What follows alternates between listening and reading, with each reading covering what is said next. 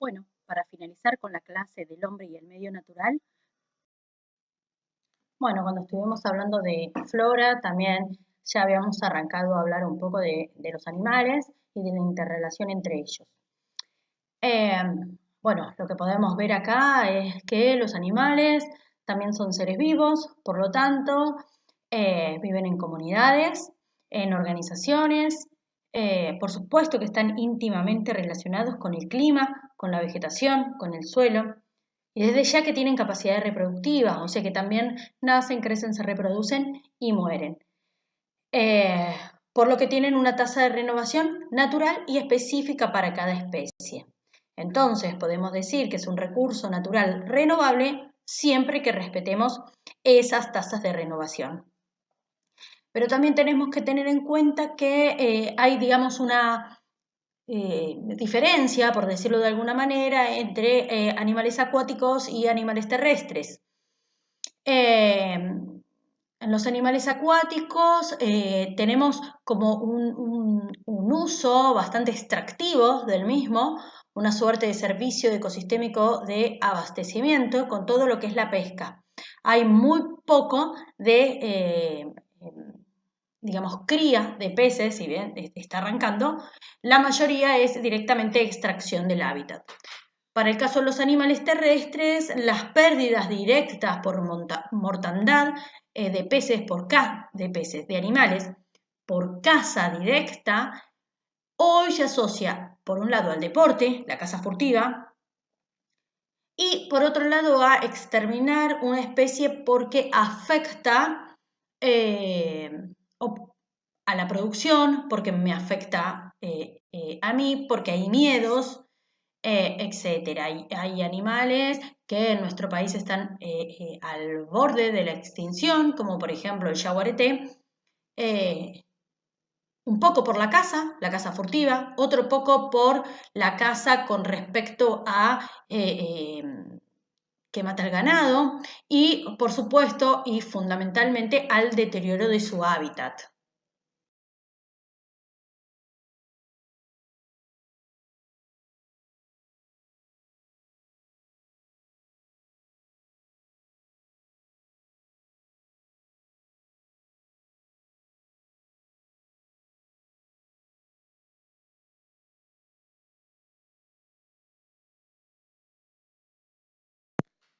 Desde ya que también, ante todo proyecto, será necesario un inventario de fauna para conocer las especies involucradas en ese sitio.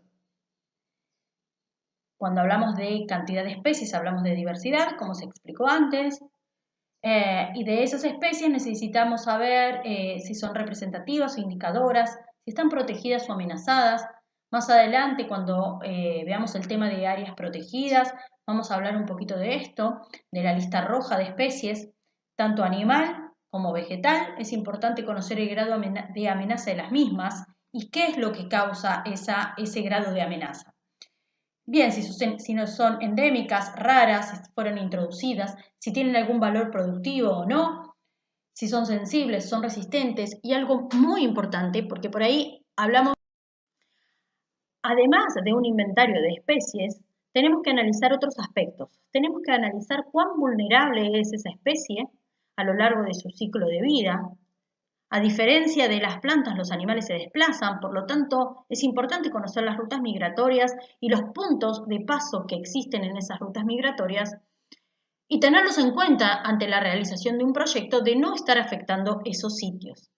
Ya comenté antes el tema de los estadios y también tener en cuenta que un proyecto o diversos proyectos asociados a algún plan que tenga el país, la provincia y demás, pueden traer aparejados otros problemas, que es lo que vamos a estar hablando a lo largo de toda la cursada. Un ejemplo de esto y asociado a la fauna, y para sacarnos un poquito del imaginario que siempre hablamos de vertebrados, hoy por hoy Argentina está teniendo una tendencia a una cría intensiva de animales. Acá tenemos ejemplos de cómo afectan las obras de ingeniería a los animales. Tenemos distintos casos. Por ejemplo, en esta imagen tenemos un camino Y fíjense, parte al medio un hábitat, o sea que hay un importante efecto barrera. Lo mismo ocurre en una represa en un río, otro efecto barrera, o sea, los animales ya no se pueden desplazar tan fácilmente de un lado a otro de su hábitat. Lo mismo acá.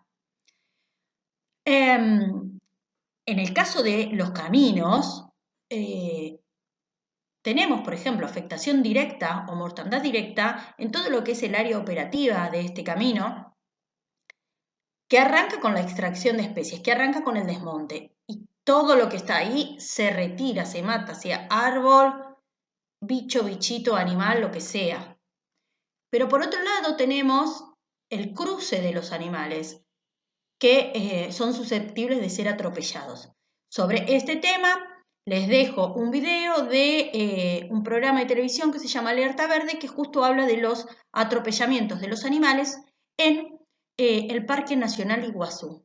Es provocados no por una ruta nacional que atraviesa el parque. Y bueno, los problemas que ello trae. Para este tipo de problemas existe lo que se conoce como pasos de fauna, que si se fijan en esta diapositiva, acá tenemos un puente, esto sería un ejemplo de paso de fauna, un puente que está vegetado, o sea, no es un camino para los vehículos, y hay todo un paredón y diferentes técnicas que lo que buscan es orientar al animal para que cruce este camino, esta ruta, por el puente. También se ve acá arriba otro caso. Estos ejemplos de paso de fauna no existen en nuestro país. Estas son imágenes de otro país. En el caso de las presas hay diferentes técnicas para lograr que las especies acuáticas, ¿sí? Que los peces pasen de un lado a otro, en una dirección o en otra dirección. Que algo vamos a hablar quizás más adelante en lo que es. Bien, acá tenemos otro ejemplo de paso de fauna para que crucen cangrejos. Se les va poniendo como parecitas chiquititas y que todas van hacia ese puente. Algo más sencillo, esto es muy común en nuestro país, el cartelito, ¿sí? Amarillo con un ciervo de imagen y que te dice cruce de fauna y donde se supone que el conductor debería bajar la velocidad. En algunas rutas de nuestro país, además de estos carteles, hay muchos lomos de burro para que los vehículos vayan muy despacio. Entonces, donde se cruce un animal, el auto puede frenar, evitando atropellarlo. O sea que acá tendríamos casos, otro tipo de obras también, o de cosas a tener en cuenta en el presupuesto del proyecto para evitar este tipo de problemas. Otros casos de afectación de la fauna, que algo ya hemos hablado en los dos videos anteriores, tanto de suelo como de vegetación, es lo que está asociado a la contaminación. Por ejemplo, en el esquemita de la izquierda, lo que tenemos acá es una industria que larga sus desechos industriales a un curso de agua, con lo cual modifica las condiciones de ese lugar afectando a la vida ahí, afecta a las plantas, afecta a los animales. En el caso de un dique o una represa, también, como vimos antes, corta el ambiente en dos, ahí ya tenemos una afectación. Cambia si ese era un cuerpo lótico, o sea, tenía corriente, lo transforma una parte en un cuerpo léntico, o sea, sin corriente, en un lago. Cambian las condiciones, por lo tanto, la especie se adapta o no se adapta. También hemos visto el caso de eutrofización, que también modifica las condiciones del agua y modifica, por supuesto, las condiciones de vida de ese lugar, tanto los animales como de las plantas. Bueno, también tenemos problemas, ¿sí? Asociados en general a obras de ingeniería y demás, lo que tiene que ver con la introducción de especies o con la generación de especies plaga, más que introducción de especies. En las imágenes de la izquierda tenemos una especie de mejillón, que por supuesto no voy a leer ese nombre científico, que es bastante difícil de pronunciar, y hay además varias especies que vienen o venían en lo que se conoce como agua de lastre. El agua de lastre es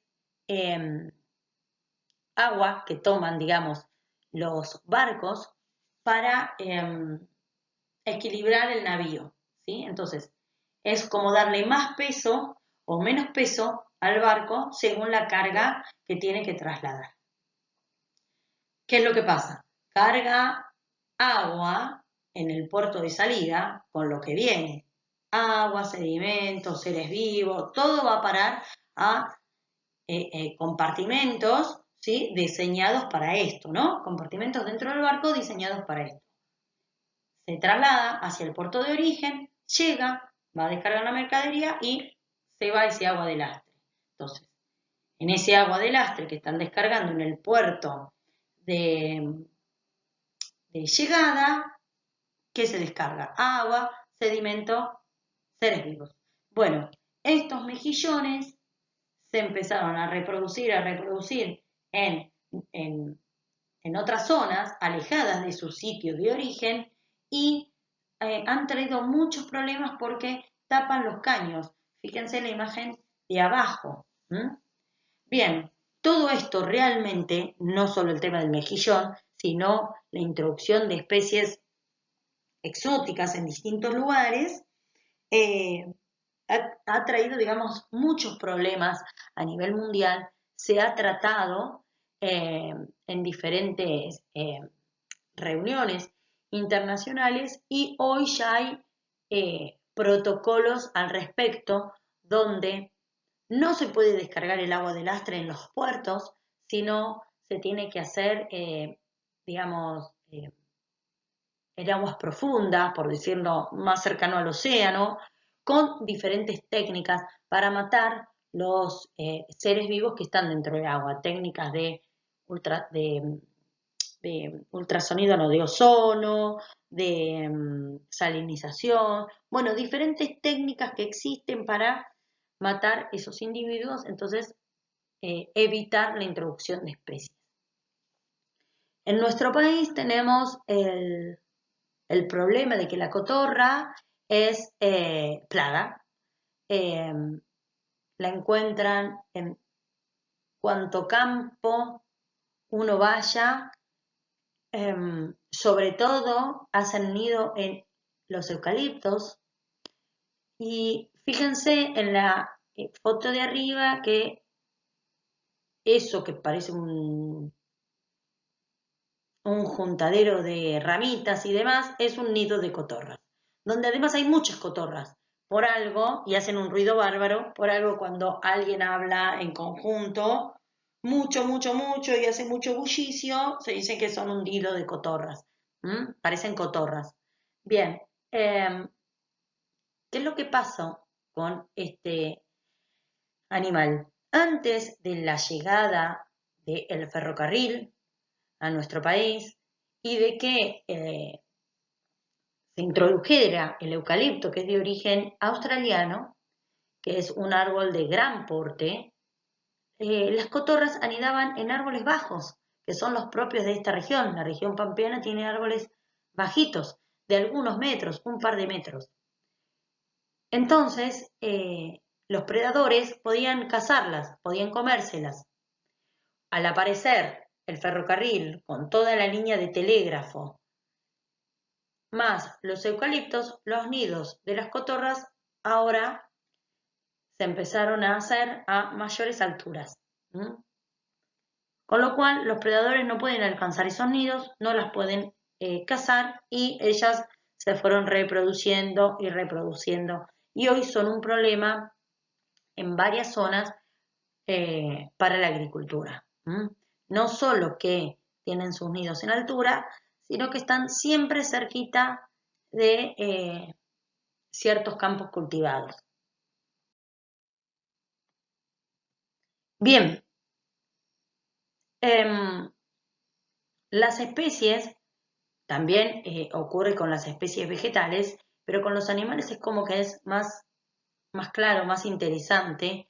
Están amenazadas de extinción muchísimas especies por diferentes causas. Y esto es lo que los puede llevar a la extinción. El hombre, por supuesto, que desde ya acelera ese proceso. La falta de adaptación que tienen esas especies a los cambios de ambiente, la forma en la que se desplazan o no se desplazan, asociado a los cambios de ambiente, por supuesto que están provocados por el hombre, lleva a esas especies a correr peligro de extinción. Bien, las causas principales, como dijimos, es el deterioro del ambiente y la fragmentación. Si cada vez se va fragmentando más, ya sea para ciudades, producción agropecuaria, se atraviesan los hábitats por caminos, rutas, digamos, aparecen especies exóticas que compiten entre ellas y que no tienen predadores naturales porque quedaron en el país de origen, se las sobreexplota por diferentes motivos, se contamina su ambiente, o sea que se lo ha deteriorado. Bueno, el cambio climático también hace que, por ejemplo, el cambio climático y los cambios de temperatura que hay, hace que muchas especies hayan modificado sus etapas de desarrollo. Las etapas de desarrollo están vinculadas sobre todo a las etapas reproductivas y eso puede afectar su tasa de renovación. Bien, el grado de amenaza que tienen las especies puede variar de especie extinta, o sea, no existe más, a es una especie rara, ¿sí? Se ve poco. Por todo lo que hay en el medio. Por supuesto que con las especies extintas ya no hay nada que hacer, si no se hizo antes, ya está. Las que están extintas en estado silvestre quiere decir que solo hay animales en cautiverio y ahí hay que hacer todo un trabajo de reintroducción de especie, o sea, educarlas para vivir de manera silvestre y que por supuesto el ambiente que ellos necesitan exista. Gran parte de las especies están en peligro crítico, en peligro o son vulnerables, que son, digamos, lo que más hay que cuidar, porque las que están hacia un lado no están en riesgo, por decirlo aún, y las otras ya se pasaron de riesgo, ya casi que no se puede hacer nada. Esta diapositiva se las muestro y hay todo un texto de la lista roja de la Unión Internacional para la Conservación de la Naturaleza que se encuentra también en el aula virtual de la materia, pero para la clase de áreas protegidas. Lo que a mí me parece importante destacar de esto, que el texto lo explica perfecto, aquel que le interese lo puede leer. ¿Cómo es que se determina si una especie está amenazada y en qué, digamos, categoría de amenaza? Recién estuvimos hablando de, digamos, aquellas especies que ya están extintas, o sea, no existen más, o extintas en la vida silvestre, o sea, solo existen en cautiverio. Este libro o, digamos, estos criterios que se utilizan para determinar si la especie está amenazada o no, lo que hacen es categorizarlas en peligro crítico, en peligro o vulnerable. Mientras que las de bajo riesgo, sí, que esas como que no están consideradas dentro de especies amenazadas. Y los criterios, que ya les comenté un poquitito antes, están asociados a la población y la reducción de la población, a cómo es la distribución geográfica del hábitat de esa especie, al tamaño poblacional, al tipo de población y a análisis estadístico. También, si encuentro, les voy a dejar un artículo o dos artículos mejor dicho, para aquel que le interese, que habla de en qué categoría de peligro está el yaguareté. El yaguareté, yo se los cuento así, pero después les dejo los artículos, el yaguareté en nuestro país está en peligro crítico, mientras que a nivel mundial es una especie vulnerable. Miren, pasar de acá a acá.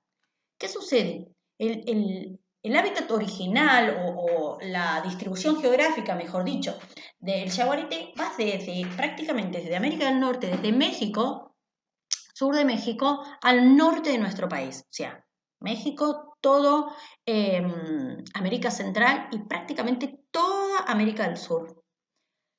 Entonces, tiene una superficie muy grande para desplazarse y para vivir donde hay en un montón de sitios donde existe y existe en gran cantidad. El problema en nuestro país que las zonas donde él puede habitar las hemos degradado. Quedan muy poquitos sitios donde el yaguareté puede vivir. De hecho, hubo unas noticias hace poco que se está por introducir el yaguareté en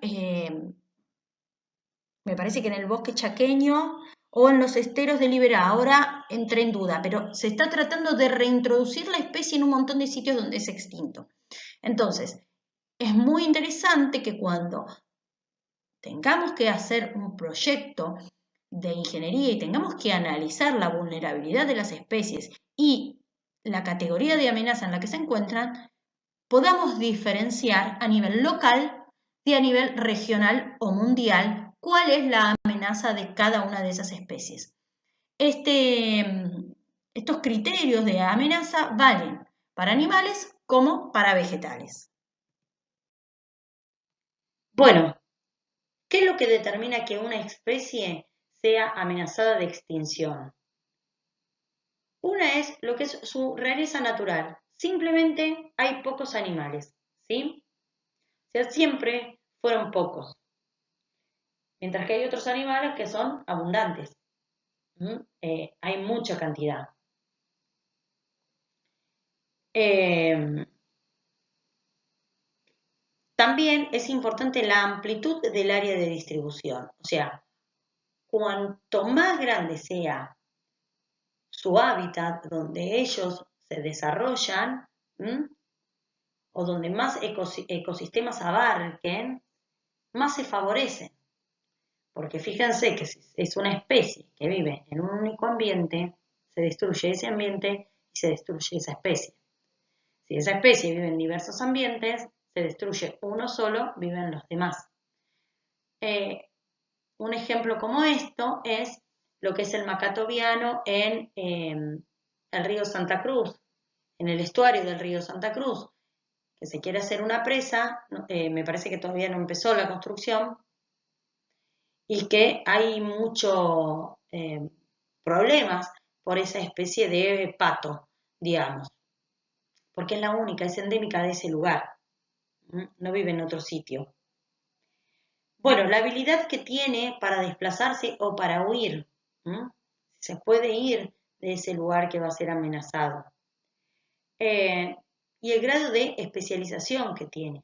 Por ejemplo, si un animal come un solo tipo de alimento, se destruye ese alimento, se destruye el animal. Si su dieta es variada, o sea, si consume distintos tipos de alimento, se destruye un alimento, tiene los demás. Ejemplo de esto, por ejemplo, es el oso panda, que come bambú. ¿Sí? ¿Por qué está tan en peligro? No solo por la caza furtiva y demás, sino también porque se destruye su alimento. En las dos imágenes que tenemos ahí, el de arriba es el tatu carreta, está está muy amenazado, se me borra el nombre, es crítica la situación, y en la imagen de abajo es un animal raro, realmente raro, prácticamente no se ve, es lo que se lo llama perro venadero o zorro vinagre. Son dos especies, las dos, ¿sí? Todas las imágenes que vemos acá son de nuestro país.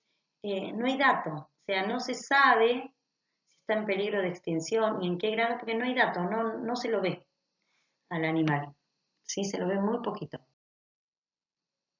Bien, eh, Bueno, obviamente que los animales van a estar, digamos, más o menos expuestos a ser amenazados según cuánto se amenace su hábitat, ¿no? Si el hábitat es degradado, deteriorado en su totalidad o con gran rapidez, bueno, las especies animales que allí habitan más amenazadas se van a encontrar, lógicamente, ¿no? ¿En qué lugar de la cadena alimenticia está? Esto es fundamental. ¿Mm? ¿Por qué? Porque cuanto más arriba de la cadena se encuentra un animal, menos número de individuos tiene, ¿sí? O sea que cuanto, digamos, más carnívoro, menos individuos, ¿sí? Entonces, a una destrucción de un hábitat, es muy posible que estos animales sean los más expuestos o los más amenazados. También la longevidad y la capacidad para generar descendencia. Animales de mayor edad, ¿sí? O que viven mucho más, a rasgos generales, dejan mayor descendencia. Por lo tanto, la especie tiene menos posibilidad, ¿sí? O tiene, digamos, una ventaja, ¿sí? A ser amenazada con respecto a una que deja poca descendencia. Y obviamente, cuánto se ve amenazada o cuánto son afectadas por la actividad humana, por la caza, por la contaminación, por la deforestación, ¿sí? El resto de las condiciones que vimos antes eran cómo se adapta, digamos, cada especie animal a cambios en el ambiente. Ahora, si directamente el ser humano va a cazar, va a deforestar y a terminar con el ambiente, no deteriorarlo, terminar con el ambiente, bueno, ahí la situación es totalmente distinta. Y los animales que tenemos acá, arriba es una guaraguazú, ¿sí?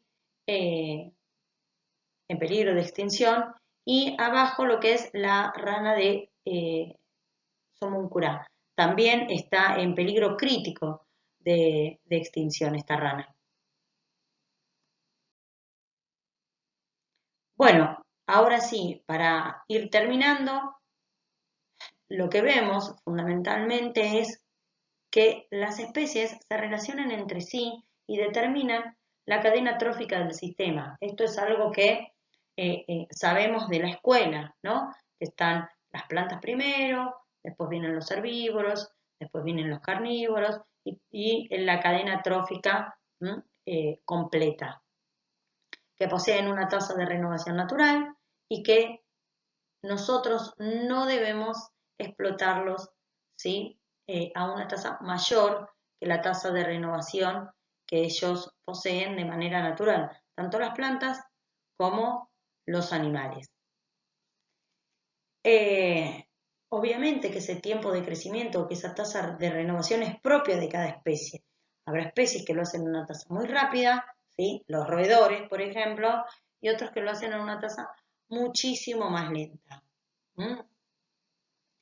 Y cada especie, ¿sí? Requiere de un hábitat particular y tiene un desplazamiento particular, que puede ser local, que puede ser migratorio. Todas esas cosas se deben conocer para la realización de cualquier proyecto, porque eso es lo que nos va a permitir a nosotros tomar decisiones de si el proyecto se lleva a cabo, cómo se lleva a cabo, qué técnicas, cómo hacer para resolver algún problema que se va a generar, etc.